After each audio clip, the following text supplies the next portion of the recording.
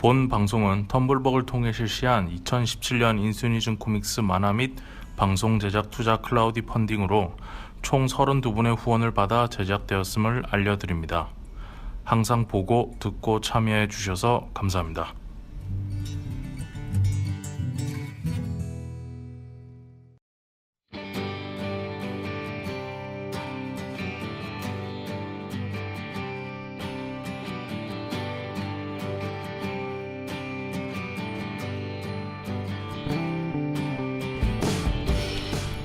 영상을 공부하다 보면은 늘 자주 듣는 말이 있습니다. 모든 답은 고전에 있다 라는 말을 자주 듣게 되는데요. 대학교를 다니면서 제가 영상 언어를 공부할 때 전함 포텐킨이나 제국의 탄생, 시민 케인, 킹콩 등을 보면서 참 많은 공부와 고민을 했었습니다. 이것과 마찬가지로 애니메이션을 공부하고 또 즐기는 많은 사람들에게 앞으로도 100년 뒤에도 명작으로 칭송받을 한 작품이 제작된 지 30년 만에 얼마 전 한국에서 정식 개봉을 했습니다. 바로 오토모 가츠히로 원작 만화를 원작으로 해서 오토모 가츠히로 감독이 제작한 1988년 작품 아키라입니다. 이 작품을 수입해오기 위해서 부단히 노력했던 SS 애니멘트의 이야기를 들려주실 전병진 PD님을 오늘 모셨습니다. 안녕하세요. 네, 안녕하세요. 반갑습니다. 예, 반갑습니다. 이때까지 제가 인터뷰를 한 4-5번 했었는데 여기 오신 분들 중에 제일 편안하신 것 같아요. 아, 다행입니다. 다른 분들은 되게 처음이니까 다들 네. 긴장을 많이 하시던데 속으로는 긴장하고 있습니다. 그렇군요. 제가 처음에 녹음 들어가기 전에도 잠깐 말씀드렸는데 약간 죄송스럽게 생각하는 게 일주일 정도 일찍 제가 이 방송을 준비해서 했으면 적어도 이 업계에 계신 분들은 만화나 애니메이션 업계에 계신 분들은 좀 더 많이 극장으로 달려가서 아키라를 보지 않았을까라는 생각이 있는데 저도 아차 싶었어요. 제가 이거를 놓치고 있었다라는 게 저 포스터 막 나눠주고 이러시는 거 이렇게 보면서도 나눠주는구나, 나도 가고 싶다. 근데 바빠서 못 가겠네. 뭐 이렇게 이 생각만 하고 있었다가 아차 싶어서 이렇게 좀 뒤늦게 극장에서 많이 내려온 상태에서 모셔서 죄송스럽게 생각하고요. 제가 처음 우리 PD님을 알게 된 건 역시 페이스북입니다. 네. SNS를 통해서 평소에 이렇게 많은 얘기를 하시진 않으시는데 유독 그 아키라에 대해서는 페이스북 멘트가 좀 자주 올라오고 댓글 이렇게 서로 여기저기 교감하시는 걸 제가 자주 보았어요. 네. 근데 SS 애니멘트에서 정확히 아키라를 수입하는 과정에서 어떤 일을 했었는지 들어볼 수 있을까요? 네. 일단 저는 이제 저희 회사를 네네. 먼저 간단히 소개해 드리자면은 네. 애니메이션하고 캐릭터 라이센싱 주로 이제 일본 콘텐츠들을 네네. 저희가 이제 수입을 하고 이제 국내에서 유통을 하는 회사라고 네네. 볼 수가 있습니다. 네. 그래서 저희가 이제 대표적으로 했던 작품이 이제 이니셜 D라든가 네. 그 다음에 이제 명탐정 코난 TV 시리즈 1기부터 9기까지였던 것 같은데. 예, 네. 저희가 한 14기까지 아. 최근까지 이제 쭉 이제 그 10년 넘게 했었죠. 홈페이지엔 9기까지라고 돼 예, 있어서. 업데이트가 안 돼 있어서 또 본 게 베르사유의 장미도 보고 예. 고르고 13도 본 것 같아요. 예, 그렇게 해서 꽤 이제 오래 전부터 일본 콘텐츠를 이제 수입하고 네네. 국내에서 이제 비즈니스를 하는 그런 회사였습니다. 네. 근데 이제 제가 처음부터 이 회사에서 이제 있었던 건 아니고요. 아, 네. 저는 한 4년 전부터 이제 회사에 들어와서 네. 제가 주로 하는 거는 이제 애니메이션하고 웹툰을 이제 기획하고 네. 그 프로젝트를 하는 게 이제 제 주요 업무였는데 네네. 이 아키라의 경우에는 제가 한 4년 전, 3-4년 전쯤에 네. 회사에서 아키라를 한번 수입해서 네. 극장에서 배급해 보면 좋지 않겠냐라고 얘기를 했다가 본인이 직접. 네, 네. 그때는 모두가 다 웬 아키라냐 이런 반응이었었어요. 네, 그럴 수 있죠. 예, 그 너무 20년도 더 된 작품. 예, 너무 오래됐고 네. 이제 그거를 뭐 극장에서 갖고 와가지고 누가 보겠냐. 그래서 사실 이제 사내에서는 아무도 찬성을 안 했어가지고 그렇게 좀 흘러갔었죠. 근데 이제 비즈니스적인 부분도 분명 있는 거니까. 네. 그런 것도 생각하셔야 돼요. 회사 차원에서 처음에는 이제 제가 일단 제안을 해봤을 때는 네. 이제 분위기가 이렇게 호의적이진 않았는데 네. 그래서 제가 이제 일본 쪽 그 관계된 일을 하시는 분한테 한번 좀 조사를 해봤었어요. 아키라의 그 당시 판권이 어떻게 돼 있나. 네네. 그래서 일본 쪽에 이제 확인을 해보니까 이미 다른 곳이랑 이야기를 하고 있다. 한국의 다른 곳이랑. 예, 한국의 다른 회사랑 아키라를 가지고 얘기를 하고 있다라고 답변을 들어가지고 네. 그렇구나 하고 이제 포기를 했죠. 그러다가 이제 한 2년 전쯤에 또 뭐 이제 틈날 때마다 아키라 얘기는 있었는데 그 저희 회사가 이제 계속 일본하고 미팅들을 많이 하거든요. 네. 일본에 갔을 때 일본 행사 때 네. 이제 고단샤하고 미팅을 하는데 우리가 이제 극장용 애니메이션도 이제 한국에 수입하려고 하고 그런 것도 있으니까 좀 추천을 해달라라고 했을 때 아키라를 추천을 하더라고요. 고단샤 측에서. 예. 그래서 이제 사실 지금도 저희도 네. 정확하게 상황은 모르겠어요. 네. 이 일본 내에서 아키라의 권리 관계가 지금 복잡하게 좀 얽혀 있는 것 같아요. 아 그래요? 예. 그래서 이제 그 고단샤 제가 얘기 처음에 듣기로는 그 보통 창구 회사라고 하거든요. 비즈니스를 맡아서 비즈니스만 하는 회사가. 그래서 네네. 해외 비즈니스를 맡은 창구 회사가 고단샤가 아니라 다른 회사였었는데 고단샤로 바뀌면서 뭔가 이제 또 한번 그 일본 내에서 이게 정리가 된 것 같아요. 워낙 오래된 작품이고 그렇죠. 일본이 또 제작위원회라는 방식을 보편적으로 하기 때문에 네. 제작위원회에는 되게 다양한 회사들이 컨소시엄을 이룬 거거든요. 네네네 그렇죠. 네, 그러다 보니까 이제 권리관계나 이런 것들이 좀 이제 잘 관리되지는 않았던 것 같아요. 그러면서 좀 그리고 이제 또 오토모 가치로 선생님 얘기를 안 할 수가 없는데 네. 워낙 원작자분이 까다로우신 걸로 아주 일본 내에서도 이제 소문이 나가지고 네. 그 사진이나 이런 예. 걸 보면 항상 웃고 계신데 사진은 뭐 제가 싱글인 사진이나 뭐 이렇게 뭐 강력한 포스를 풍기는 사진은 본 적 없고 그거보다는 그림을 보시는 게 더 맞는 것 같습니다. 네, 그림으로 보면 그럴 수 있죠. 네. 그래서 이제 그때 고단샤로부터 제안을 받고 저희가 이제 수입을 시작을 하게 됐죠. 네. 그런데 이제 고단샤도 이제 추천을 해주면서 했던 얘기는 이게 워낙 감수가 까다롭기 때문에 감수라는 걸 어떻게 이해하면 될까요? 감수라고 하는 거는 이제 그 원작자 또는 원작을 관리하고 있는 일본 회사가 이제 한국에서 이런 홍보를 한다든가 뭔가 하는 것들에 대해서 다 체크를 하는 거죠. 확인을 받아야 되는 거죠. 그래서 이제 뭐 캐릭터 라이센싱 같은 사업을 한다 그러면은 이제 캐릭터가 어떻게 디자인되는지, 뭐 상품에 어떻게 붙는지, 뭐 이런 것들이 전부 다 이제 확인을 받아야 되는. 그러니까 아키라를 국내에 수입해서 이것과 관련해서 상영과 함께 여러 가지 사업을 하시려고 하는데 그거를 일본 측에다 하나하나 그렇죠.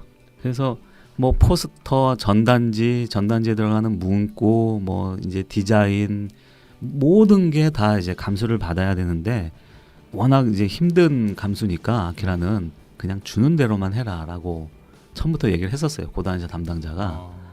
그런데 저희가 이제 막상 받아보니까 주는 대로라고 하는 그 주는 게 포스터 디지털 파일 하나 정도였어요. 전혀 이제 그동안 보관이 잘 안 됐던 것 같아요.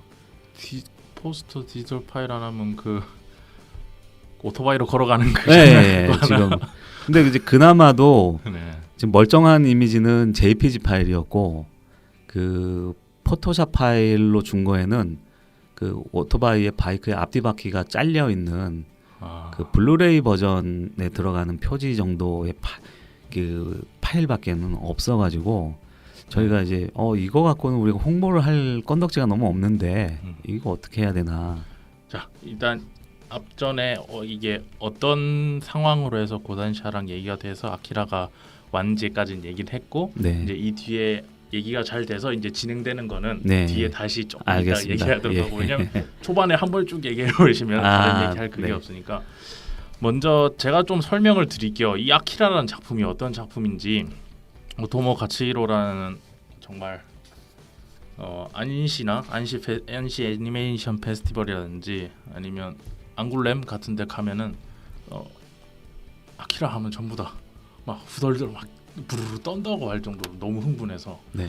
그리고 제가 아는 작가분 한 분이 프랑스에서 유학을 하고 오셨는데 그분도 이게 거기서 이제 만화를 공부하는 사람들이랑 얘기를 많이 할 거잖아요. 할 때 다 하는 말이 일본의 아키라나 이렇게 공각기동대 이런 얘기를 하면은 막 그냥 막 엄청 흥분해가지고 막 얘기를 할 정도로 전 세계에 매니아가 많은 그런 작품인 아키라입니다. 이게 원작이 만화책인데 만화책 같은 경우에는 1983년에서 1993년까지 총 6권으로 제작이 됐습니다. 근데 이게 조금 특이한 게 원래 만화책이 완간되거나 이렇게 되고 극장판 같은 경우에는 만화책이 완간되고 나서 나오는 경우가 많아요. 그런데 이 작품 같은 경우에는 만화책이 나오는 과정 중에서 1988년도에 애니메이션이 나왔다. 그리고 1980년대 중반 후반 같은 경우에 청취자 여러분들이 아셔야 되는 게 일본에서는 우리가 그냥 흔히 얘기하기 버블 경제라고 하죠. 그래서 초극강 퀄리티의 애니메이션 동화 그런 작업들이 가능했던 시대에 이 작품이 만들어졌습니다. 이건 제가 조사해온 거니까 줄거리 제가 간단하게 말씀드릴게요. 원래 이게 인터뷰를 하게 되면 이렇게 말씀을 제가 더 듣는 편이어야 되는데 이 워낙 좀 고전 작품이고 모르시는 분들 워낙 이제 많이 알려진 작품이라서. 네. 자, 아키라의 줄거리 간단하게 얘기 드리겠습니다. 3차 대전 후에 이제 다시 재건된 일본의 수도가 네오 도쿄라는 수도가 있습니다. 거기를 이제 대상으로 해서 나오는 스토리인데 전쟁으로 인해서 인간성을 상실한 냉정한 인간들이 살고 있고 가정과 학교 이런 존재 자체가 거의 무의미한 청소년기부터 아주 흉폭하게 거리에서 길러지는 그런 시대를 그리고 있고요. 그리고 이런 시대를 이제 우리가 이 작품에는 2019년이에요.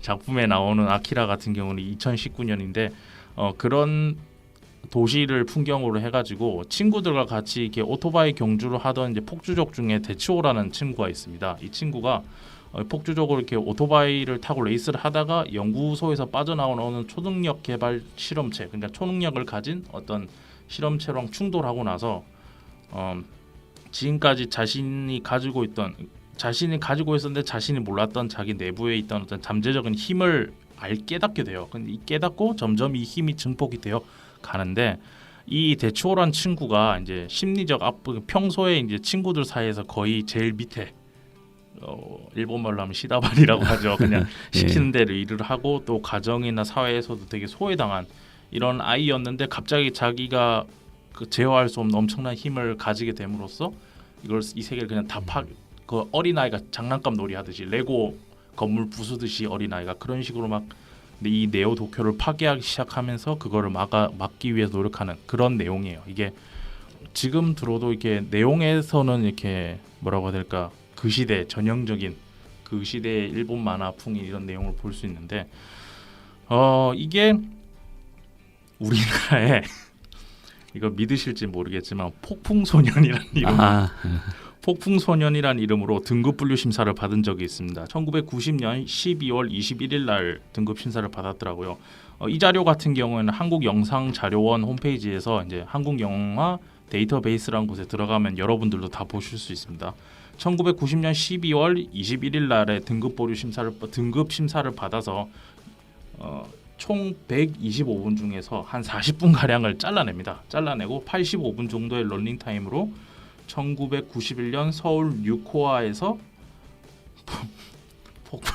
폭풍소년이라는 이름으로 약 일주일 정도 상영되다가 이게 이 등급 심사 받을 때 홍콩 작품이라고 속였어요. 홍콩에서 들어온 작품이다 해서 감독 이름도 오토모 가치히로가 아니고 위비하라고 합니다. 감독 이름 위비하, 각본 위신창, 제작 국가 홍콩, 뭐 이런 식으로 상영 시간 85분 이런 식으로 해서 한 일주일 정도 상영을 하다가 당시에는 일본 문화와 교류가 없었을 때이기 때문에 정상적인 교류가 불가능한 상태였기 때문에 이제 상영 일주일 뒤에 일본 영화인 것으로 드러나서 상영이 종료된 이력이 처음이에요. 이거는 근데 정상적인 개봉이라고 할 수 없죠. 그 우리 생각에서는 정상적인 개봉은 아닌데 저희가 이제 일을 진행하다 보니까 달라요. 행정적으로는 정상 개봉으로 돼서 저희가 지금 재개봉으로 다 분류가 되고 있습니다. 그래요? 예. 이 한국영상자료진흥원에서도 그렇게 그래요?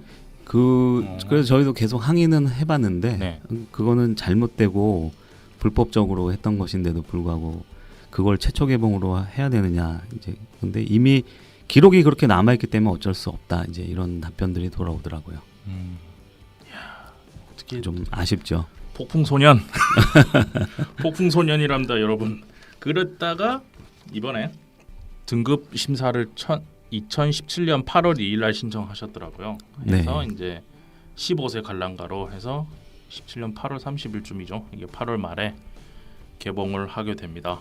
아까 이게 이제 왜 명작인가? 그 제가 말씀 좀 드리다 말았는데 이제 PD님이 듣고 싶어요. 이게 네. 왜 사람들이 아키라면 지금도 여러 나이가 어리신 청취자분들도 조금 선배이신 분들한테 아키라 알아요? 물어보면 전부 다 막 부르르 떨 거예요. 아키라라는 작품에 대해서 흥분을 하고 그런 이유에 대해서 좀 위상에 대해서 좀 듣고 싶어요. 네. 이제 아키라를 요즘에 이제 보시는 분들은 네. 조금 막상 극장에서 보시면은 이게 왜 그런가 이런 의문을 좀 가지실 수 있겠다 싶어요. 맞아요. 그거를 이해하기 위해서는 애니메이션의 제작 메커니즘을 좀 알면 네. 조금 더 확실하게 이해가 되거든요. 네. 이 아키라가 만들어졌던 때는 전부 다 수작업으로 했던 시절이에요. 그렇죠. 그래서 그 동화라고 하는 그 그림을 움직이는 그림을 보통 필름 작업을 할 때는 1초에 24프레임이거든요. 네. 그래서 1초의 시간을 보여주는데 24장의 그림을 그리는 것이 이제 보통 풀 애니메이션이라고 해가지고 미국에서 주로 했었죠. 디즈니가. 그래서 굉장히 디즈니. 부드럽고 네. 아주 움직임이 좋은 그러던 시절인데 일본은 사실 그 정도의 경제력이라든가 그 당시 애니메이션에 대해서는 네. 그게 쉽지가 않았기 때문에 뭐 잘 아시다시피 데스카 오사무 이후에 리미티드 기법으로만 굉장히 발전을 하게 되거든요. 네. 그래서 최대한 그림을 덜 그리고 효과적으로 연출하거나 이펙트를 만들어내는 쪽으로 네. 그 주로 이제 일본 애니메이션 주류가 형성이 됐는데 네. 아키라를 그 당시에 일일이 다 그림도 그려야 되고 네. 그 다음에 촬영도 역시 마찬가지로 다 일일이 한 장 한 장씩 다 촬영을 해야 되는 시스템이었어요. 셀 애니메이션. 예. 그래서 그림을 그린 동화를 보통 제록스라고 해가지고 이제 셀 그 비닐에 어떻게 보면 거기에 이제 복사를 하고 맞아요. 거기에 복사된 다음에 물감으로 다 색을 입혔거든요. 맞습니다. 그렇게 해서 만들어진 셀지를 가지고 이제 그 촬영 카메라를 가게 되면 카메라 다이를 만들어 놓고 카메라를 위아래로 움직이면서 찍거든요. 맞아요. 그렇게 해서 한 장 한 장 촬영도 한 장 한 장 해야 되는데 네. 이게 무려 아키라가 15만 장이 들어갔습니다. 평소 다른 애니메이션은 몇만 장 들어가요? 요즘에 보통 TV 시리즈 일본 애니메이션 보시는 그런 것들이 한 4,000매 전후라고 보시면 될 것 같아요. 4,000매? 예, 그게 20분 가량 되는데 네. 그래서 극장용이다 하더라도 5만 장 내지는 7만 장 정도를 쓰는 것이 그래도 극장용 정도에서는 많이 쓰는 게 이제 그 정도라고 볼 수가 있는데요. 15만 장. 15만 장을 그 당시에 썼다라고 하는 건 일단 양적으로만 보더라도 엄청난 이제 노동이 애니메이터들의 노고가 들어가 있는 거죠. 그리고 이 또 그냥 애니메이션이 아니라 보시면은 영상을 보시면은 특히 극장에서 큰 스크린으로 확인을 하게 되면 조그만 것들이 되게 많거든요. 부스러기 파편도 날아가고 네. 그 다음에 화면을 꽉 채워가지고 다 움직임을 줘요. 그 엑스트라들까지도. 그 영화 감독 박찬욱 감독이 그 얘기 하더라고요. 쉬는 장면이 없다. 예. 그렇게 할 수 있는 건 사실은 디즈니였거든요. 그러니까 헐리우드 정도가 이제 하는 것이었고 헐리우드 애니메이션들을 보면 이제 그 최근에 이제 뭐 2000년 이후에 보면 이제 뭐 빛의 효과라든가 이런 것들 되게 섬세하게 네네. 그 작업을 하는데 일본에서 88년도에 아키라가 그런 작업을 했다라고 보시면 될 것 같아요. 그래서 거기에 수작업으로 이렇게 애니메이션을 만들어냈다라는 것 자체가 그 당시로서는 굉장히 경악스러운 작업이었고요. 네. 그 바이크가 싹 지나가는 도심을 가로질 때 이렇게 불빛이 쫙 잔상이 남는 네, 빨간색으로 이렇게. 예, 그런 것들이 다 요즘은 쉽게 생각하면 컴퓨터 그래픽으로 라이팅으로 쏘면 예, 되죠. 씩 하면 이제 스트로브로 쉽게 이렇게 되는 건데 네네. 그 당시에는 그거를 일일이 다 그 카메라 다이에서 밑에서 빛을 때리고 셀로 그 그려진 셀지를 바꿔가면서 효과를 다 일일이 만들어야 되는 거거든요. 근데 그 되게 정교하게 예. 일정하게 라이팅이 잘 맞습니다. 그게 가능합니까 그게? 그러니까 엄청난 거죠. 그러니까 그거를 셀지를 바꿔가면서 네네. 밑에서 라이팅 빛을 주면서 그거를 다시 동화를 시킨 거거든요.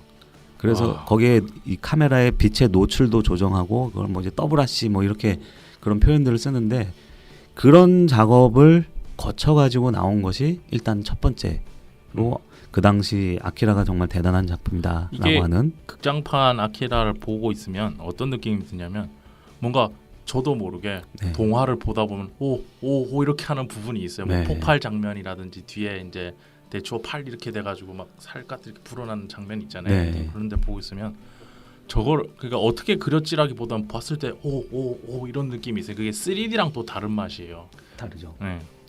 예, 그렇게 저걸 한 장 한 장 어떻게 저걸 다 그렸을까? 그것도 레이어가 한두 개도 아니고 네네. 레이어가 굉장히 다양하게 있는 그다음에 특수 효과들까지 들어가 있는 것들을 어떻게 작업했을까라고 하는 경외심이 첫 번째 아키라의 특징인 것 같고 네. 그리고 두 번째는 네. 영화다라는 개념이에요. 그러니까 애니메이션이다라고 하는 것보다 네. 이걸 보면은 저도 요번에 극장에서 보면서 느꼈는데 영화로 만들었구나. 이건 애니메이션을 만들겠다고 만든 것이 아니라 네. 영화를 만들겠다라고 생각하고 만들었구나라고 느끼게 되더라고요. 그게 어떻게 받아들이면 될까요? 조금 어려운 것 같아요. 예, 좀 되게 좀 추상적일 수 있는데 저는 알 것 같아요. 예, 이걸 설명을 하려니까 좀 힘든데 네. 그러니까 제가 그래서 그 오토모 가츠히로 감독 인터뷰를 잠깐 보니까 네. 기본적으로 오토모 가츠히로 감독 자체가 굉장히 그 영감을 받은 쪽이 영화 쪽에서 굉장히 많은 영감을 받아서 시작을 했더라고요. 그래서 영화적인 베이스가 생각 외로 굉장히 그 당시에 탄탄하게 본인이 좀 흡수해 있었던 상황이다. 그리고 애니메이션을 만드는 데 있어서도 그 전까지 일본에서 통상적으로 작업하던 그런 어떤 애니메이팅이라든가 화면이라든가 이런 연출 구성이 아니라 영화로 생각하고 그래서 모든 한 장면을 보더라도 그 장면 안에서 엑스트라까지도 이제 움직임을 주고 빛의 그 움직임이라든가 이런 것들을 되게 영상적으로 최대한 그 완성도 있게 만들려고 한 컷 한 컷 노력을 했다라고 하는 점입니다. 그럼 이거를 제가 제 느낌대로 예. 쉽게 풀어서 얘기를 해다 보면 애니메이션 같은 경우에는 주인공들, 그러니까 주연들의 동세가 이렇게 뛰어나더라도 배경이나 아니면 옆에 엑스트라들은 그냥 세워놓는 프레임들이 많아요. 그렇죠. 그냥 세워놓고 얘들이 뭐 풀숲에 있어, 얘들이 도심에 있어 이런 느낌을 주기 위한 부수적인 장치로의 배경을 활용할 수밖에 없어요. 왜냐하면 제작비도 너무 많이 들고 그렇습니다. 그 당시에 이 당시까지만 해도 셀을 맞추려면 밑에 배경 깔아놓고 위에 캐릭터만 움직여도 힘들어요. 네. 그리고 TV판도 그렇고 그런 형식으로 이제 우리가 받아들였던 70년대부터 이제 은하철도라든지 이런 거 은하철도 999 이런 것부터 시작해서 뭐 그 당시에 애니메이션은 그런 형태로 배경이나 이런 거는 움직이지 않고 네. 캐릭터들만 주로 움직여서 빵야빵야 하는 이런 느낌이었는데 이 오토모 가치로는 이 아키라라는 작품에서 그거를 뛰어넘어서 배경도 라이팅, 뭐 엑스트라 이런 것들이 하나하나 다 움직이면서 마치 살아있는 하나의 세계를 그냥 보여주는 것처럼 영화처럼. 네. 영화 같은 경우는 레디 액션 하면 엑스트라들이 가만히 있진 않거든요. 그렇죠. 화면에 예. 잘 보이진 않겠지만 블러가 나간 상태에서도 계속 움직인단 말이죠. 그런 느낌을 넣었다 이렇게 얘기하면 될까요? 예, 그 비슷한 것 같습니다. 그러니까 어떻게 보면 이제 영화적으로 보자면 애니메이션이 미장센으로 보면 굉장히 단순해지는데 네네. 아키라에서는 이제 그런 것들을 모두 다 극복해보고 싶었던 욕망이 그 오토모 감독, 오토모 감독한테 있었던 것 같고 아마 그때 당시 기준으로 봤을 때는 네.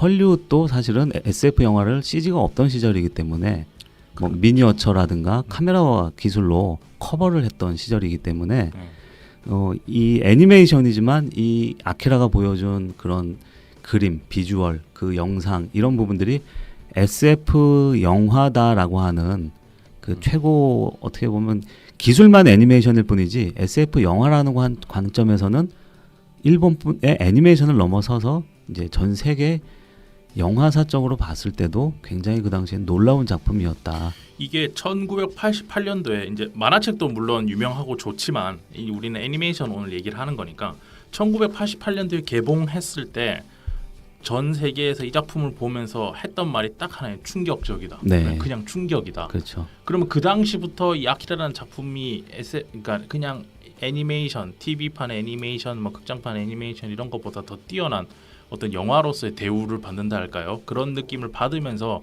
그때부터 가졌던 위상이라고 할까요? 그런 거에 대해서도 좀 듣고 싶어요. 네.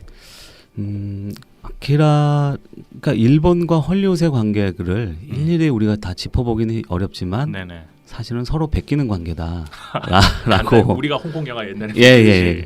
그러면서 그것이 그냥 베낀다는 것이 뭐 이제 우리 중국이 지금 뭐 베끼듯이 예, 그런 게 아니라 순화해서 영감을 얻는다. 서로. 그렇죠. 그러니까 약간 모방을 통해서 네. 창작을 해 나간다. 그러면서 서로한테 영향을 주고 네네. 모티브가 되고 네네. 거기에서 또 다른 것들이 발화가 되는 그런 관계를 가져왔다고 생각을 해요. 네네. 그 지점에서 굉장히 중요한 작품이 한 사례가 이제 아키라가 아닐까. 그래서 아키라를 지금 보시는 분들은 스토리가 굉장히 식상할 수 있다고 보거든요. 이 아키라에 나오는 뭐 이제 어렸을 때부터 감금돼서 초능력자로 키워지는 아이디어라든가 뭐 네. 핵폭탄이 막 터지는 그런 비주얼이라든가 지금 보는 그 요새 만화들이 이 아키라가 없었으면 그렇죠. 네. 그러니까 그것이 이제 만화 그다음에 헐리우드의 영화 이런 그 SF 쪽으로의 어떤 창작자들한테 또 감흥을 주고 그 아이디어들을 모티브로 제공을 한 거죠. 네. 그리고 마찬가지로 이제 헐리우드에서도 아마 이제 오토모 감독 자체가 헐리우드 영화에 굉장히 많이 영감을 받았던 상황이고 이제 아키라를 보게 되면 이제 뭐 매드맥스라든가 이제 몇 가지 이제 쭉 언급되는 그런 헐리우드 영화가 있듯이 네. 거기에서 아키라라고 하는 부분을 되게 일본의 상황과 믹스해가지고 하나의 또 새로운 그런 작품을 만들어냈듯이 또 아키라를 보고 헐리우드에서는 또 여러 가지 아이디어와 모티브들을 얻어가지고 이제 했다. 근데 이제 그렇게 가장 대표적으로 손꼽히는 영화가 이제 아키라가 된 거죠. 그래서 뭐 매트릭스를 만든 워쇼스키 이제 자매라든가 이제 그런 SF의 그 헐리우드의 대가들도 그 당시에는 이제 아키라를 보고 굉장히 충격적이다. 요쇼스키 남매 아닙니까? 자매가 됐죠. 아 이제 완전히 자매가 예. 자매가 된 지 좀 된 형제였는데 그렇죠. 남매가 됐었는데 형제 남매를 거쳐서 자매. 자매 얘기는 처음 들었네요. 예. 예, 알겠습니다. 예. 그렇게 이제 헐리우드에 우리가 익히 알고 있는 그런 그 헐리우드의 이제 작품들이나 감독들한테 이제 영감을 준 작품이 되기도 했죠. 그리고 저도 이제 아키라를 다시 보면은 이제 이게 에반게리온에 나오는 설정이 여기서도 이거랑 되게 유사하다 싶은 장면들이 군데군데 눈에 보이고 일단 분위기가 세기말 분위기 네. 그게 비슷한 것 같아요. 그리고 구체적인 어떤 그런 뭐 컨테이너 비슷한 이 장치가 내려가는 거라든가 이런 저기 살짝 모티브를 받았을 것 같다 이런 장면이나 아이디어들이 군데군데 이제 보이더라고요. 이제 그럴 정도로 이제 어떻게 보면 이제 후대에 또 그 하나의 이제 텍스트처럼 그 아주 바이블처럼 된 작품이라고 볼 수 있겠습니다. 예전에 원더풀 데이즈 보면서 저 바이크만 어디서 많이 봤는데 네. 그 생각이 든 적도 있었는데 이게 아까 제가 잠깐 말씀드렸는데 폭풍소년 네. 1991년도에 폭풍소년이라는 작품으로 한국에서 뭐 기록에 그렇게 돼 있다니까 개봉했다 치죠. 개봉했다 그렇게 개봉을 했다 야매로 개봉을 했었는데 그거 말고는 개봉 이력이 없어요. 저는 그걸 별로 이렇게 공식적으로는 개봉했다고 얘기는 하지만 뭐 업자들 사이에서는 이거는 개봉이라고 말할 수 없는 거 아니겠습니까? 그렇죠. 이렇게 봤을 때 이게 또 개봉을 안 했다고 저는 생각하고 그리고 30년이나 지났어요. 네. 88년이면 뭐 제작은 87년, 86년부터 했었겠죠. 그러면 이미 30년이나 지났고 거의 제 나이와 비슷한 그런 작품인데 뭐 명작인 것까지는 알겠어요. 그리고 뭐 하지만 잊혀진 작품이고 그리고 이게 그러니까 대중들에게 개봉되었을 때 흥행하지 못하리라는 거 그러니까 작품성을 떠나서 그거는 이제 모두가 공감하는 부분이잖아요. 많은 사람들이 보지는 않을 거다. 그렇죠. 볼 사람은 다 봤고 뭐 이런 분위기인데 이거를 꼭 개봉하려고 그 아까 될 때마다 이렇게 얘기하셨다고 하셨잖아요. 예. 그러니까 고단샤 측과 얘기가 되기 전에 먼저 그 노력하셨던 이유에 대해서 좀 듣고 싶어요. 저희가 어쨌든 사업이 그런 일을 하는 사업이고 네. 저희는 작품을 이제 계속 꾸준히 가능성 있는 것들을 찾는 작업들을 하는 과정에 있거든요. 네. 이제 그런 부분도 일환이 있고 그다음에 한편으로는 아키라라는 작품이 딱 생각이 나면서 개인적인 욕심으로는 스크린에서 한번 보고 싶다. 아키라를. 예. 야, 이거는 진짜 스크린에서 한번 봐야 되는데 하는 작품인데 이제 그럴 기회가 저는 놓쳤었거든요. 그 91년도에 폭풍선영 개봉할 때 저기 그 담벼락에 붙은 포스터를 보고 야 저거 꼭 보러 가야 되는데 하다가 일주일 만에 뭐 내렸. 딱 사라져 버렸더라고요. 네. 딱 보러 가려고 하니까. 그래서 그 아쉬움도 있어가지고 네. 그 스크린에서 특히 애니메이션을 본다는 거는 굉장히 저는 이제 어떻게 보면 이제 업으로 하고 있는 입장이다 보니까 스크린에서 볼 때와 TV로 볼 때는 굉장히 차이가 크거든요. 그렇죠. 그래서 이제 그 차이를 틈만 나면 이제 그 작품들을 확인을 해보긴 하는데 아키라는 이제 그럴 기회가 아예 없어서 좀 한번 꼭 스크린에서 보고 싶었어요. 거기다 동화가 15만 장. 네. 그러니까 자글자글 거려요. 계속 자글자글 그러니까 네. 표현이 좀 그럴 수 있는데 계속 조그마한 것들이 계속 자글자글 움직이는 그런 느낌이 있어서 극장에서 보면은. 그리고 아까 이렇게 초반에 쭉 얘기해 주셨어요. 이렇게 기회가 되면 하고 싶다 이렇게 얘기를 했었는데 이제 안 된다 이런 네. 분위기였는데 고단 샤츠가 이제 미팅하는 과정에서 이제 아키라를 먼저 얘기를 하셔서 그럼 이번 기회에 해보자라고 했었는데 이 고단 샤츠 PD라고 해야 될까요? 거기 네, 담당자. 예. 담당자 분이 그 아키라 측이 굉장히 이게 복잡하고 또 이렇게 간섭이라고 할까요? 그게 네. 심하기 때문에 그냥 주는 대로 해라 이렇게 해서 그럼 뭐 일단 뭘 주나 보자 이렇게 하고 봤더니 이게 블루레이판 그 포스터 이미지 한 장. 가네다 오토바이랑 가네다 이렇게 걸어가는 알약 옷 그거 네. 한 장 딱 줬다. 네. 거기서 아까 제가 잠깐 끊었었는데 이제 그럼 이제 멘붕이 온 거 아니? 이걸로 뭘 해? 그렇죠. 저희는 이제 홍보를 해야 당연하죠. 네. 관객 수를 채우는데 네. 그 홍보할 수단이 기본적으로 비주얼 자료들이 기본적으로 있어야 되는데 네네네. 그게 이제 그 딱 하나밖에 없었고 이제 예고편의 경우만 하더라도 좀 새롭게 만들고 싶었는데 네. 이제 예전에 일본에서 개봉했던 예고편이 30초짜리하고 120초짜리가 있는데 그거 똑같이 쓰라는 것이었어요. 그쪽에서. 예. 그 이제 그거는 오토모 감독의 이제 요청이다. 그거를 그런데 똑같이 쓰라고 했다 치더라도 네. 화질이 좋은 걸로 줬나요? 없죠. 그러니까 저희한테 온 건 이제 극장에서 트는 데이터를 이제 DCP라고 하는데 네. 그 DCP 파일에서 다시 예고편에 원래 있던 예고편의 컷들을 다 따가지고 다시 이제 그 똑같이 편집해서 제작을 해야 되는 그런 상황이었고요. 이제 이 구조가 저희가 한국에서 수입을 들어왔지만 네. 뭐 포스터를 만든다, 카피라이트를 정한다, 이제 뭐 캐릭터들 전단지는 어떻게 한다라고 하면은 이 모든 것들이 전부 다 이제 일본 쪽에 보고가 돼야 되고 일본의 고단시의 담당자가 1차적으로 확인을 하고 이것을 이제 제작위원회에 또 넘깁니다. 그러니까 이렇게 앉아 네, 있는 일본에서 자주 보이는 어르신들 쫙 앉아서 왔는가 이런 느낌. 그러니까 신작의 경우에는 보통 제작위원회가 바로바로 이제 활성화되어 있기 때문에 네. 이렇게 그런 업무들이 되게 빠르게 조치가 될 수도 있는데 네네. 30년 전의 제작위원회이기 때문에 사실은 굉장히 이제 유령 같은 존재인 거죠. 그러니까 제작위원회에 참여했던 회사들이 있기 때문에 그 회사에 각각 다 보내야 되는 거죠. 그럼 그때 참여했던 회사를 그대로 모셔와야 되는 거예요? 그렇죠. 예를 들어서 이제 한 5개 회사가 그 당시에 투자를 해서 네. 제작위원회를 구성했다 그러면 이 제작위원회를 구성한 5개 회사가 권리자가 되는 거거든요. 그래서 이 권리자들한테 보고가 또 돼야 되는 거예요. 그래서 개별적으로 다 이제 보고를 하고 확인을 받고 또 마지막으로는 오토모 가츠히로 감독님의 컨펌을 받아야 그것을 우리가 이제 할 수가 있는 구조였거든요. 그럼 밑에서 다 해서 올라가는데 감독님이 야래 이러면 끝나는 거죠. 예. 이게 우리가 일반적으로 잘 모르는 엄청난 수입 과정이라는 게 엄청나게 복잡한 게 있군요. 근데 일반 애니메이션 다른 것들도 다 이런 대부분 식인가요? 그렇습니다. 그러니까 대부분 그런데 이제 신작의 경우들은 바로바로 비즈니스가 즉시적으로 일어나고 그러다 보면 조금 이제 그런 부분들이 이렇게까지 심하지는 않고요. 네네.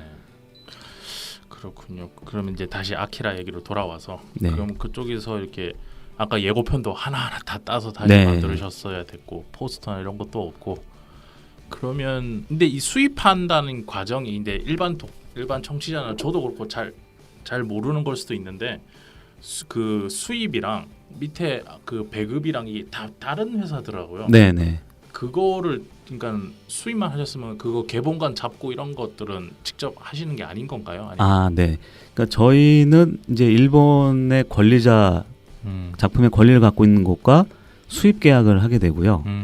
그다음에 극장에 배급을 하는 경우에는 저희가 이제 극장 배급하는 능력이 없기 때문에 그것만 전문으로 하는 극장 배급사가 있습니다. 그래서 네네. 그 극장 배급사가 이제 저희를 대신해서 배급 대행을 하게 되는 거죠. 그러면 이 배급사가 극장들과 협의를 해가지고 이제 뭐 몇 개관에 어디에 어떻게 이제 개봉하고 어떻게 진행할지에 대해서 이제 전체적인 업무를 이제 배급 업무를 진행을 하게 됩니다. 근데 그 배급 업무를 했던 회사랑 아무래도 여러 가지 커뮤니케이션을 하셨을 거잖아요. 네. 개봉관 찾기 힘들지 않았었을지 그 얘기에 대한 얘기. 네. 그러니까 같은 이제 담당자끼리 대화를 하시면서 배급사 찾기 그 개봉관 찾기 힘들다 이런 얘기 들으셨었나요 혹시? 저희가 이제 얘기할 때 그냥 그렇게 얘기를 하시더라고요. 그냥 메가박스 단독으로 하는 게 현실적일 것 같다. 메가박스만. 네.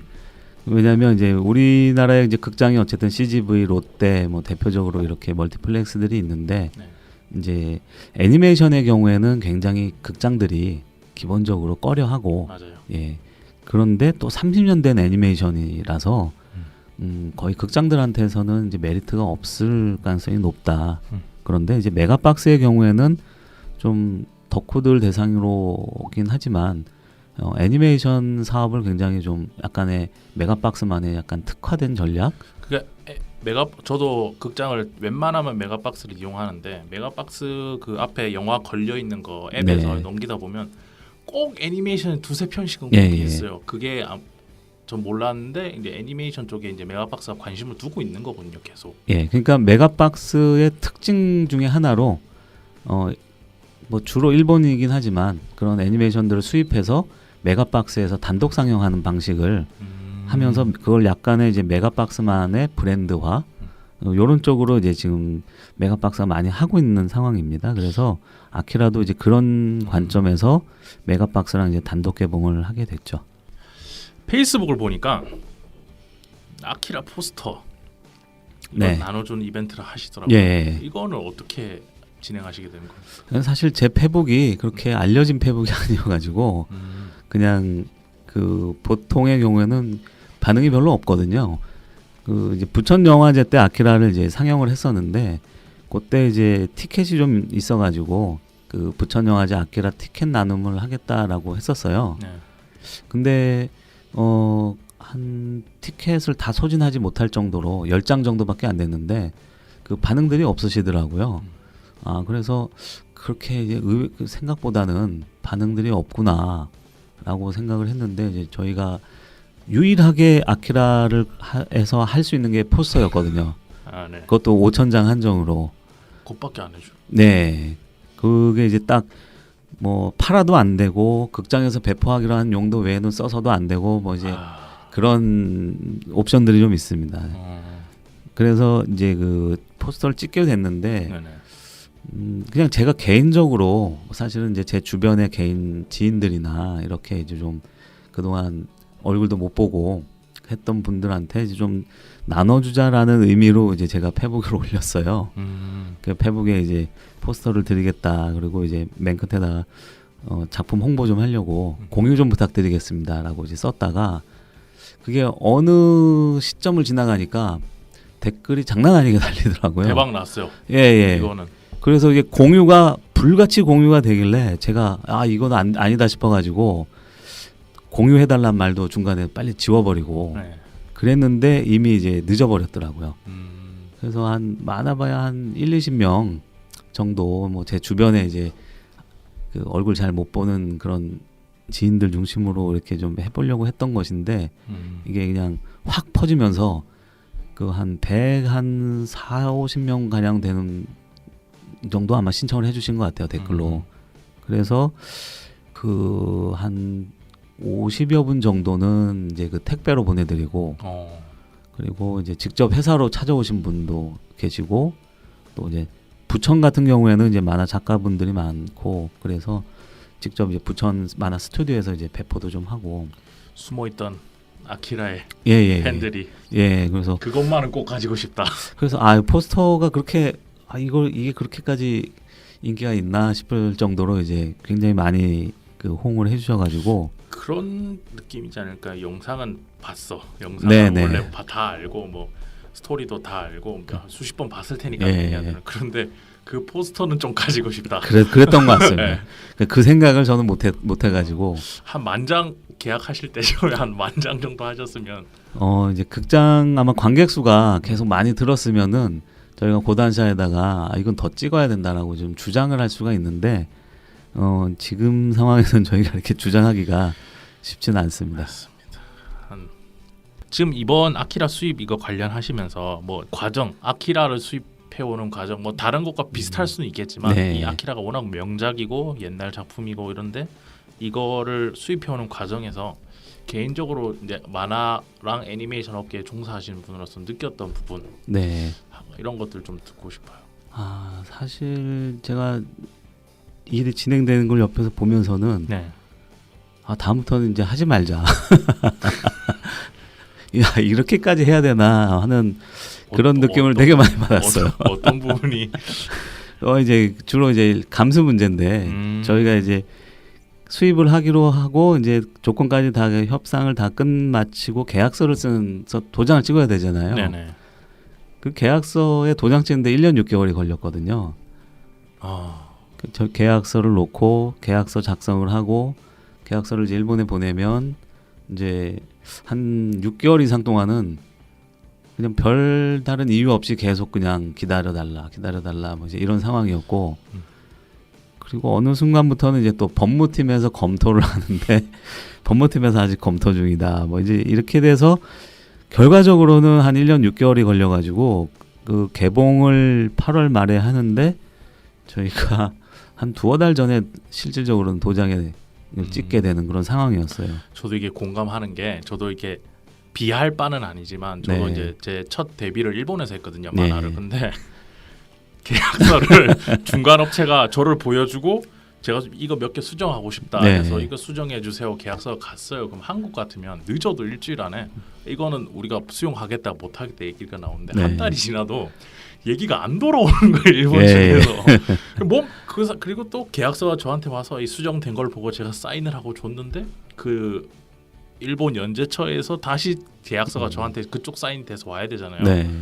그것도 한 2달, 3달 이렇게 있다고 좀 느려요. 맞습니다. 그러니까 일본이 아주 발달된 건 맞아요. 그리고 이제 특히 이제 고단샤 같은 경우에는 굉장히 큰 회사이기도 하고, 일본 안에서도 출판사는 굉장히 보수적인 집단이거든요.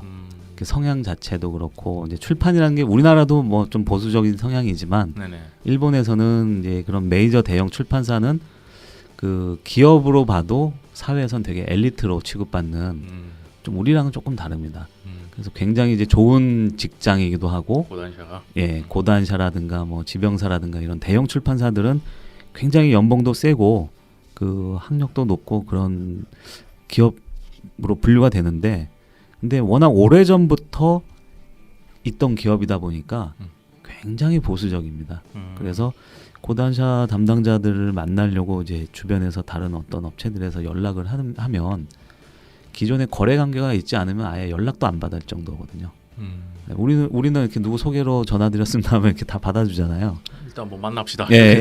뭐 만날 수라도 일단 전화라도 할 수는 있는데 회사로 찾아가면 만나는 주죠. 근데 일본은 이제 그런 부분에서는 어떻게 보면 더 그게 사실 맞는 얘기일 수도 있어요. 그러니까 소개시켜주는 사람에 대해서도 그 소개시켜주는 사람의 크레딧을 보고 만난다라고 하거든요. 이제 그럴 정도로 이제 어떻게 보면 우리가 관점에서 보면 보수적인 그런 곳에서도 이제 고단샤라는 출판사는 더 보수적인 업무 처리를 하기 때문에 그런 부분들이 좀 한국하고는 좀 많이 다른 부분이 있습니다. 그러면 이제 이 아키라 작품에 대해서는 제가 마지막 질문인데 이 작품을 이제 방송을 듣고 그래도 메가박스에서 찾아보시려는 분들이 계실 거예요. 이런 분들한테 꼭 하시고 싶은 말씀, 아키라 작품에 대해서라든지 이런 부분, 아키라 이야기 마무리하는 단계니까 한 말씀 부탁드릴게요. 네. 아키라를 보셨던 분들도 많기 때문에 네. 그 좀 뭐 꼭 화면을 보시라고 극장에 가라고 말씀드리는 것보다는 네. 저도 사실 기대도 안 했고 예상도 못 했는데 극장에 가서 보니까 사운드가 깜짝 놀랄 정도였어요. 사운드가 너무 좋더라고요. 그래서 극장에 가서 큰 스크린에서 보고 발견하는 화면의 재미도 있는데 네. 보셨던 분들은 또 사운드를 극장에서 느껴보시는 거는 정말 추천드립니다. 그 제일 즐거운 게 귀가 즐거운 건데 아키라의 사운드가 생각지도 못한 그런 즐거움을 주는 부분이 있더라고요. 평소에 우리가 이렇게 보던 거랑 다르게. 예, 정말 다릅니다. 그래서 아키라를 꼭 극장에서 봐야 될 이유 중에 정말 중요한 이유는 그 사운드라고 봅니다. 사운드를 즐기시기 위해서라도 꼭 극장에 가서 아키라를 봐주십사. 그 바이크 씬이 대형으로 쫙 펼쳐지면서 거기서 나오는 사운드의 리듬감이 굉장히 좋습니다. 그 여담이라고 해야 되나? 아키라 보면서 처음에 굉장히 신선했던 게 그 처음 초반에 바이크 씬 있잖아요. 그 가게 술집에서 나와서 이제 감에다가 대추 보고 대추 가자 이러면서 가는 장면에서 그 배경음악이 그 사람들이 계속 심호흡하는 배경음악이 그게 좀 신기했어요. 그다음 어릴 때 봤을 때도 그거랑 이제 리듬이 맞다는 거잖아요. 그거를 극장에서 느끼시면 정말 좋습니다. 여러분 극장으로 가셔야 됩니다. 잠시 쉬었다가 이거 아키라에 대한 얘기는 여기까지 하도록 하고요. 잠시 쉬었다가 오랜만에 애니메이션 업계 애니메이션 관련된 일을 하시는 분을 모셨으니까 한국 애니메이션에 대해서 얘기를 잠시 해보도록 하겠습니다. 알겠습니다.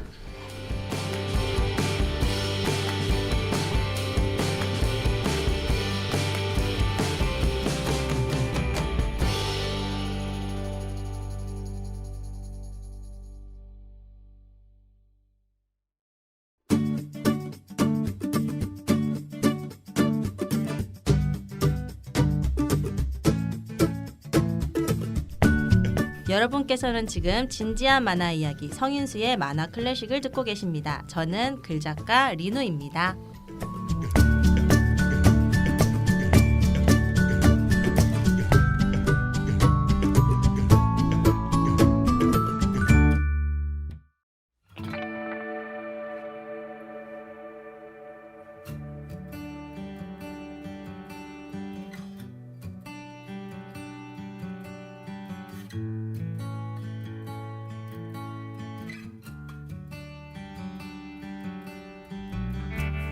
자, 잠시 쉬고 왔습니다. 저희 오늘은 1988년 작품이죠. 아키라를 수입해 오신 SS 애니먼트에서 근무하고 계시는 전병진 PD님을 모셨습니다. 녹음 좀 해보니까 어떠세요? 재밌네요. 말씀을 너무 차분하게 잘해주셔서 뭐라고 할까요? 양질의 내용들로 풍성하게 잘 이루어진 것 같아서 아키라 내용이 좋은 것 같습니다. 다행입니다. 좀 몇 부분은 편집하겠습니다. 여러분들은 듣지 못할 내용들이 좀 과했던 부분은 좀 원래 이렇게 이해관계 당사자가 되다 보면 저도 그렇고 사람이 감정적으로 이렇게 힘들 부분들이 있잖아요. 맞습니다.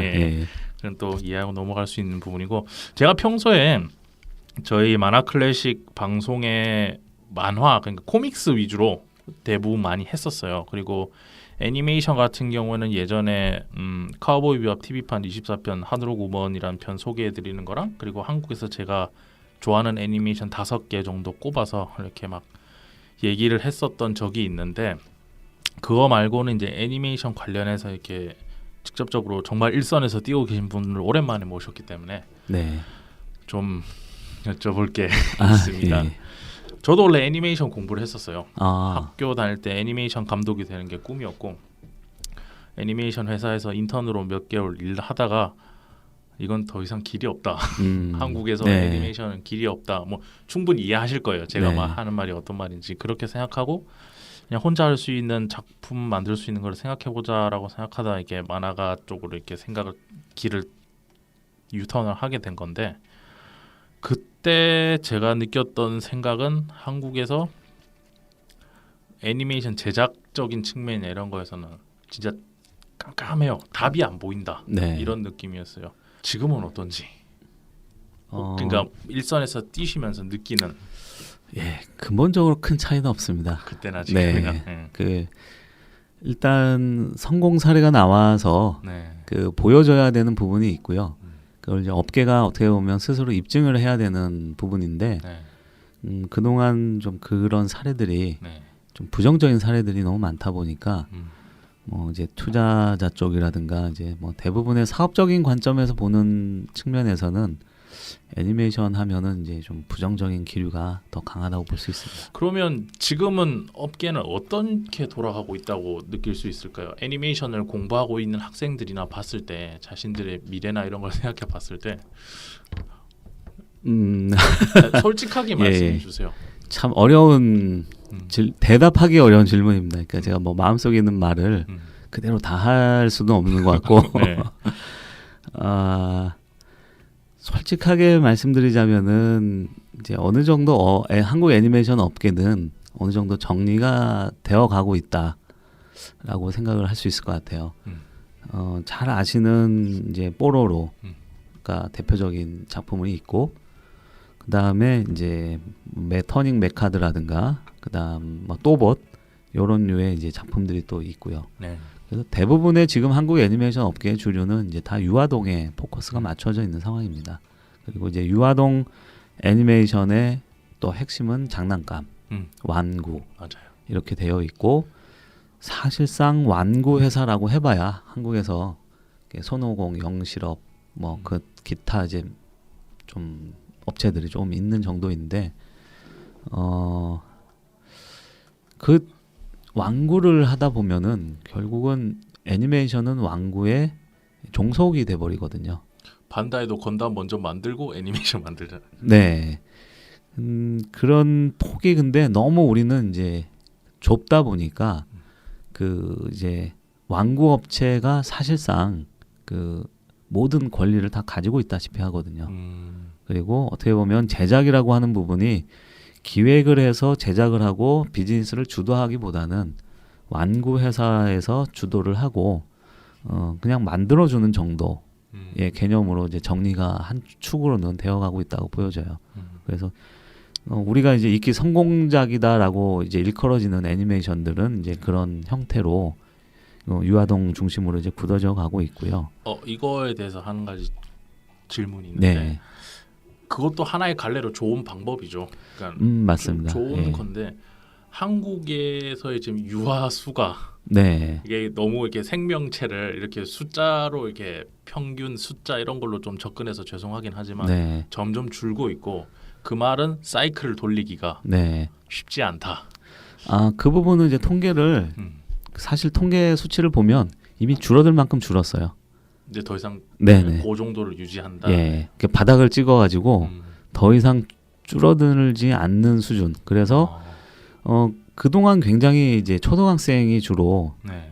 줄어들면서 관련된 시장들이 꼭 뭐 애니메이션뿐만 아니라 전반적인 그 초등학생 대상으로 한 시장들이 다 가라앉았거든요. 뭐 네. 캐릭터 라이센싱도 그렇고. 그런데 이제는 뭐 이제 줄만큼 줄어가지고 네. 보통 초등학생 수가 한 45만 명, 40만 명 요 사이에서 네. 약간 안정적인 추세를 형성하고 있습니다. 그러면 이제 그 더 이상 이 정도에서 더 이상 줄지 않을 것이다라는 그 인구 수에서 사이클을 돌려낼 수 있는 어떤 메커닉을 찾았다고 봐야 되나요? 그게 약간 네. 정리되었다라고 그렇죠. 표현하시는. 그게 이제 완구 회사 중심으로는 이제 그 성공 사례를 만드는 거죠. 어떻게 보면 그 손오공의 이제 터닝 메카드나 헬로 카봇, 그다음에 영실업의 또봇 이런 사례들이 굉장히 사실은 국내 안에서도 성공을 했기 때문에 그 뒤에 이제 대부분 다 따라서 하게 됐죠.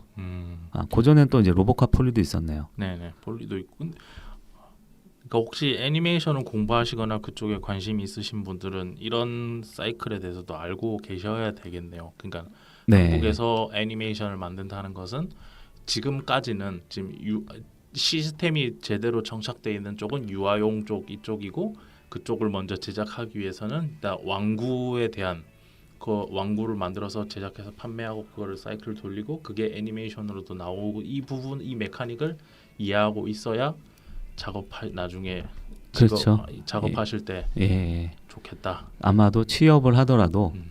그걸 하고 있는 회사 관련된 회사 쪽이 조금 더 유리하고 안정적이겠죠. 이제 뭐 저도 동의합니다. 예. 저도 항상 그 생각을 했었거든요. 왕구 팔아야 되는데 네. 장난감을 팔아야 돼요. 예. 그래서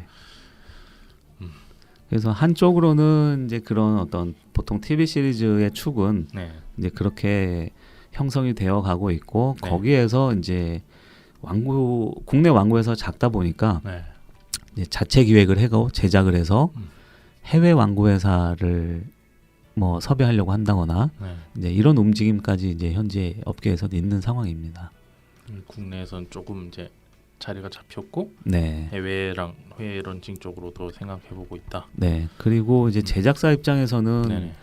대박이 났는데 음. 제작사가 먹고 살기가 너무 힘든 거거든요. 그렇죠. 왜냐하면 그 컨텐츠의 저작권이 그냥 왕구사한테 다 귀속이 되어 있기 때문에 그러다 보니까 이제 인센티브는 받아서 어느 정도 그때의 위기는 넘길 수는 있어도 그 부가가치가 전혀 제작사한테 들어올 수가 없거든요. 그런 구조이다 보니까 이제 제작사들 그 작업을 했던 제작사들마저도 이제 자기 자체 기획을 해야 되고 근데 또 자기 자체 기획을 하다 보면 똑같은 딜레마에 빠지는 거죠. 왕구 회사를 잡아야 되는데 또 투자자를 만나면 왕구는 어떻게 되는데 왕구를 해야 돈 벌지 않습니까?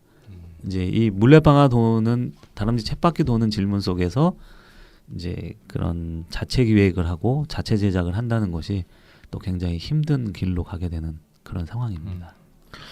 이것과 함께 이 방금 말씀하신 부분이 힘든 일이긴 하지만 네. 하나의 축으로서는 분명히 필요하다고 생각되는 시장이고 그렇죠. 또 다른 이제 애니메이션 제작 시장 중에 한국에서 과거에 유명했던 게 하청업이에요. 네. 하청 시장. 그 그렇죠. 부분에 대해서 혹시 좀 아시는 견해가 있으면 최근엔 저도 이제 현장하고 막 밀접하진 않아가지고 네. 저도 이제 들리는 얘기만 듣게 되는데 네. 이제 요즘은 중국이 좀 핫합니다. 아. 그러니까 2D의 경우에 네. 이제 2D 작화하는 쪽의 경우에는 이제 우리가 중국으로부터 하청을 받는 상황이거든요. 그러니까 예전에는 이제 미국이나 일본. 유럽이나 일본 작품들을 받았었다라고 한다면 네네. 최근에 이제 하청의 그 양적인 흐름은 이제 중국 쪽으로 갔고 중국 쪽에서도 이제 특히 이제 텐센트 쪽 계열에서 나오는 그런 중국 애니메이션의 하청 작업인데 좀 애매한 하청 작업인 것 같아요.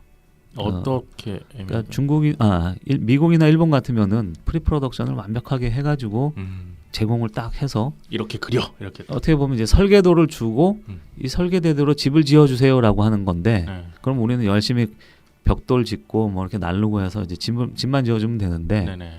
이제 중국의 경우에는 설계도가 없는 거죠. 이걸 뭐 소설이나 아니면 만화책을 주고 이걸로 애니메이션 만들어 주세요. 뭐 이제 이런 상황. 아. 네, 좀 극단적인 비교이긴 하지만, 그러니까 설계도는 돈만 주고서 일단 난 이런 집을 갖고 싶어요라고 했는데 설계도가 없으니까 설계도도 그냥 좀 대충 알아서 좀 해줘 뭐 이런. 네, 그러니까 아직 그 프리프로덕션 능력이 안 되는군요 중국이. 그렇죠. 아직 디테일하게 그렇죠. 시스템화가 안 예, 되고 그런 부분 안 되는데 수요는 있고 예, 안에서 내부에서 수요는 굉장히 많이 만들어야 되는 물량은 있고 근데 그거를 일본에 가져가 보니까 한국도 마찬가지로 다 경험을 해봤지만 일본에 돈 많이 준다고 해서 작품이 일본에 들고 가서 돈을 많이 주고 일본 애니메이션에서 제작을 하면은 좋은 작품이 나올 거야라는 믿음을 가지고 가지만 대부분 다 그렇지 않거든요.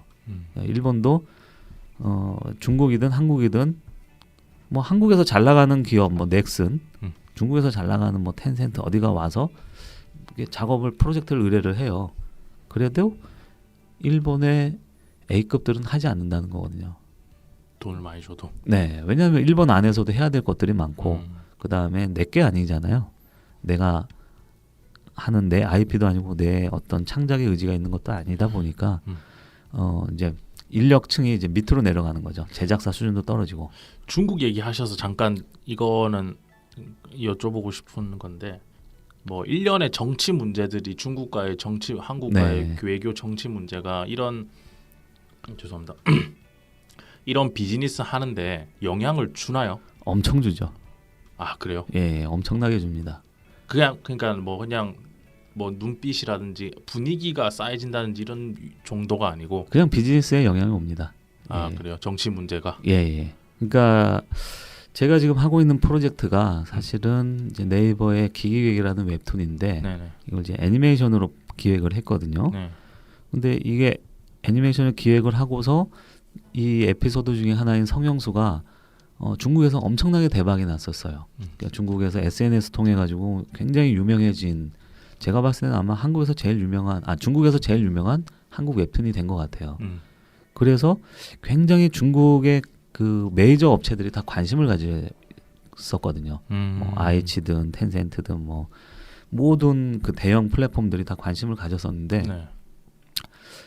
그게 이제 사드 배치 이후에 사드 배치하면서 분위기가 좀 묘해지더니 이제 겨울쯤 가서 한한령이 공식적으로 발령이 되고 네. 아직까지 이제 그런 상황이거든요. 그러면서 이제 모든 그런 어떤 협의나 이런 관심도가 이제 현저하게 떨어지게 된 거죠. 이게 우리가 정치를 다루려는 건 아니니까 네, 정치적으로 이게 옳다 그르다를 얘기는 안 하겠습니다. 그런데 지금 사드 배치라든지 이게 지금 기계가 이미 들어갔거든요. 네, 기계도 이제 뭐 임시 배치라고는 하지만 그렇죠. 엊그저께 기계도 들어갔고 이렇게 네. 됐는데 이게 또 중국과의 비즈니스에서 더 큰 영향으로 돌아오겠네요.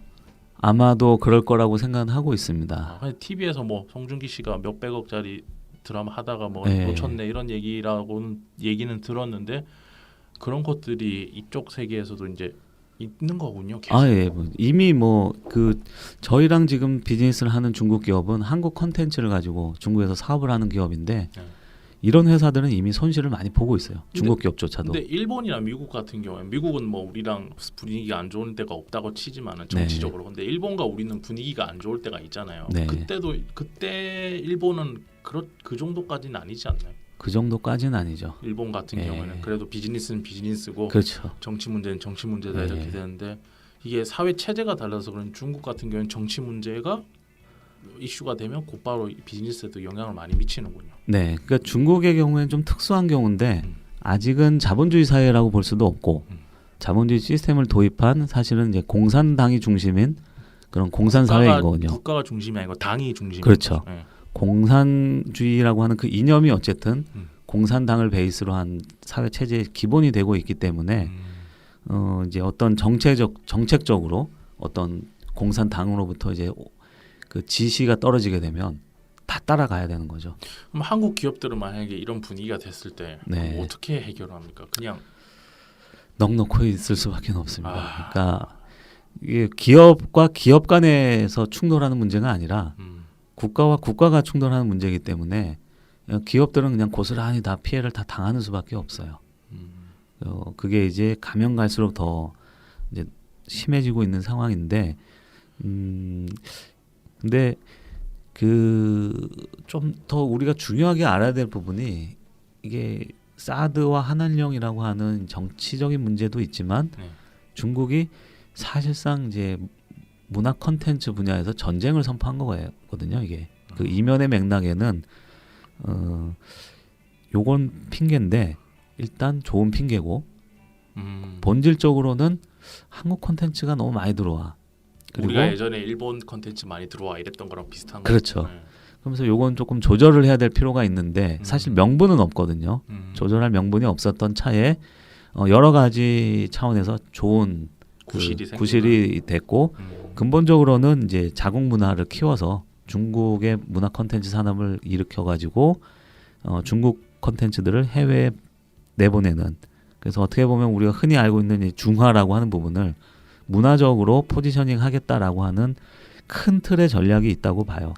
중국 관련해서는 이게 마지막 질문을 하고 이제 다른 거 물어볼게요. 네네네. 그쪽만 가면 안 되니까. 근데 예. 중국이 이런 컨텐츠를 만들어내는 어떤 기술력이랄까요? 그러니까는 뭐 그림을 그리는 기술력 이런 거는 저는 뛰어나다고 봐요. 네. 왜냐하면 중국이 고전에서부터 우리가 양궁 잘하듯이 네. 중국은 엄청 그림을 회화를 잘하는 나라거든요. 네. 근데 이거를 이제 현대적인 극화나 이런 거에 비례해서 이제 아까 말씀하신 설계도 이런 네. 작업을 조금 무르고 잘 못하는 아직 네. 익숙하지 않은 그런 부분이 있었다고 하셨는데 이 중국이라는 시장이 그런 그 프리 프로덕션 단계를 만들어내는 것도 점점 발전하고 속도가 빠르고 빨리빨리 발전하고 있다는 게 느껴지시는지 아니면 아직 멀었다고 느끼시는지. 무지무지하게 빠릅니다. 빨라요. 예, 엄청나게 빠르고 음.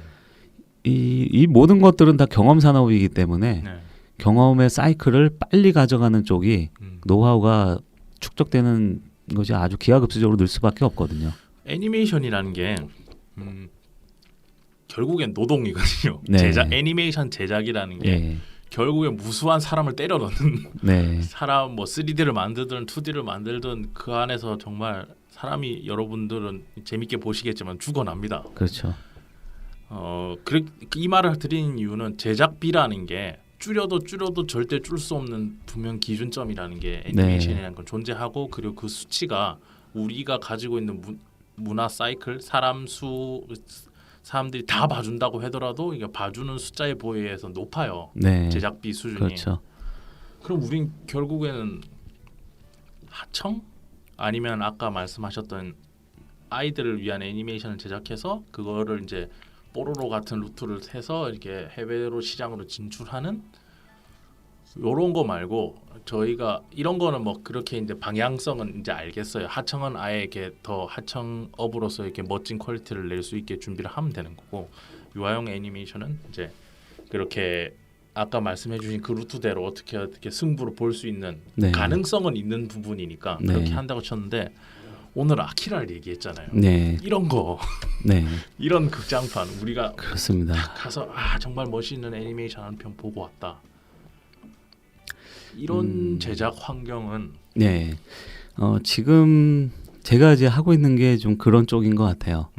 그 성형수라고 하는 그 아까 말씀드린 기기괴계의 네네. 원작 웹툰을 극장용 애니메이션으로 말씀하셔도 상관없나요? 예, 예. 예. 극장 애니메이션으로 지금 제작을 하고 있는데 네. 이게 기본적으로 이제 유아동 타겟이 아니거든요. 네. 최소 청소년 이상의 극장 관객을 타겟으로 하고 있는 작품인데 어쨌든 주변의 분위기나 반응은 그 우호적이진 않습니다. 그러니까 어린이용, 아동용 또는 가정용 애니메이션이 극장용 애니메이션의 핵심이고 주된 시장이다라고 하는 것이 굉장히 그 틀에 박혀 있는 어떤 고정관념과 같은 정도여가지고 그거 외에 다른 시도를 한다는 거에 대해서는 굉장히 좀 비관적인 전망들이 많은데 네. 제가 생각했을 때는 오히려 그렇지 않을 것이다라고 좀 보고 있어요. 그렇게 보는 근거는 뭐냐면 국내에서 이제 애니메이션이라고 하는 부분을 단순히 만화영화다라는 개념을에서는 이제 극복이 된 것 같아요. 그래서 하나의 이제 극장에 갔을 때 볼 수 있는 영화의 하나 정도로 이제 보편적인 인식이 잡혔고 그런 인식이 잡히다 보니까 주로 이제 아직은 헐리우드 애니메이션이지만 뭐 픽사를 비롯해서 여러 가지 작품들을 보면 관객 수가 100만 이상들을 보잖아요. 네. 100만 뭐 200만 뭐 특히 뭐 겨울왕국 같은 경우 1000만까지도 갔으니까요. 그러면 이 100만이 넘는 애니메이션 관객은 누구냐라고 봤을 때 다 성인 관객이라는 거예요. 그러니까 어린이와 유아동 어린이용 애니메이션을 만들어서 할 수 있는 최대치는 이제 100만이라고 업계에서는 보고 있는데 그걸 넘어서는 관객들은 다 성인 관객층이고 이 사람들은 어쨌든 헐리우드에 지금 중점적으로 가고 있지만 좋은 애니메이션이 나오면 그것을 굳이 애니메이션이라는 관점이 아니라 영화를 소비하듯이 소비를 하는 문화가 이미 자리는 잡았다는 거예요. 그래서 올해 초에 이제 너의 이름은 같은 작품이 300만 이상이 나올 수도 있었던 그 바탕이라고 보거든요. 그랬을 때 한국의 이제 극장 애니메이션이 공략해야 될 지점은 바로 이 시장이라고 저는 생각을 해요. 그렇군요. 자, 오늘 아키라를 필두로 해서 아키라에 대한 얘기도 좀 많이 나눠봤고 또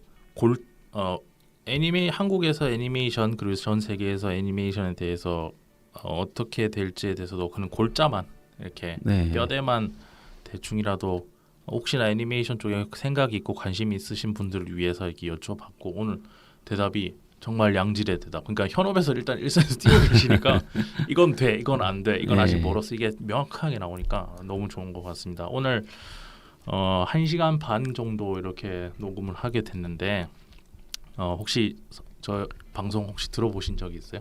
한 2편 정도 오기 전에 들어봤습니다. 정도 들어봤고 오늘 이 방송을 마치면서 오셔서 느끼셨던 점이라든지 네. 그리고 뭐 꼭 하고 싶은 먼저 느끼셨던 점 먼저 여쭤보겠습니다. 그 이제 방송하셨던 네네. 그 에피소드들이라고 해야 되나요? 네. 선정한 작품들을 봤을 때 굉장히 이제 일반적으로 생각했던 팟캐스트의 네. 그런 가벼운 그런 팟캐스트가 아니다라고 하는 부분에서 굉장히 좋았습니다. 그래서 좀 처음 해보는 경험인데 저도 되게 이제 재밌었고 또 웃기지 않으셔도 된다라고 하는 네네. 그냥 그 부분에서 되게 편하게 네. 예, 말을 할 수 있어가지고 재미있고 좋은 경험을 한 것 같습니다. 자 오늘의 마지막 질문이 감사하고요. 네. 저희 방송 앞으로도 자주 들어주시면 네. 감사하겠습니다. 저는 웃긴 게 좀 싫어요. 그만 좀 웃겼으면 좋겠어. 그래서 저 이런 방송 하는 건데 마지막으로 혹시 네. 오늘 꼭 하고 싶었던 얘기가 있었다든지 그런데 제가 질문을 못 드려서 못한 얘기나 이런 거 있으면 네. 한 말씀 해주시면 좋을 것 같아요. 약간 마음에 걸리는 게 이제 한국 애니메이션 얘기하다가 조금 너무 이 비관적인 쪽으로만 얘기를 드린 것 같아가지고 근데 원래 절망 속에서 희망이 피는 거니까 그리고 비관적인 게 현실적인 건 맞지 않습니까? 이게 네. 현실적인 걸 정확히 알려줘야 사람들한테도 이제 그거를 토대로 자기가 어떻게 펼쳐나갈지를 생각할 수 있는 거니까 너무 네. 걱정 안 하셔도 되고요. 조금 뭐 이제 제 말이 뭐 다 맞는 건 아니니까 절대적인 건 아니에요. 예. 절대로. 네. 충분히 이제 긍정적으로 보시면 그 어느 분야든지 저는 마찬가지일 거라고 생각을 해요. 네. 한국에서 지금 편하게 사는 선택을 하자면은 시장이 있고 네. 돈이 움직이는 업종을 찾아가시면 되는 게 맞는 것 같아요. 그래서 그것이 어떤 것이 내가 중요한가를 보시고 네. 인데 이제 애니메이션은 아직까지는 이제 그런 부분이 원활치는 않다라는 부분에서 어느 정도 이제 각오를 하실 수 있느냐 그런 개인의 판단이 중요한 것 같습니다. 알겠습니다. 오늘 아키라를 30년 만에 한국에 수입해 오신 SS 애니멘트의 전병진 PD님 모시고 아키라에 대한 이야기 그리고 더불어서 애니메이션 한국 애니메이션에 대한 이야기 조금 나눠봤습니다. 오늘 방송 주말인데 녹음 허락해 주셔서 너무너무 감사하고요. 앞으로 수입해 오시는 많은 애니메이션 또 제작해 오시는 많은 애니메이션 볼 때마다 이제 PD님 얼굴 생각날 것 같아요. 아니면 이 회사 로고로 생각나면서 여기서 모셔왔군 이 작품을 그런 생각 가지면서 작품 보도록 하겠습니다. 오늘 인터뷰 응해주셔서 감사합니다. 네, 저도 고맙습니다. 네.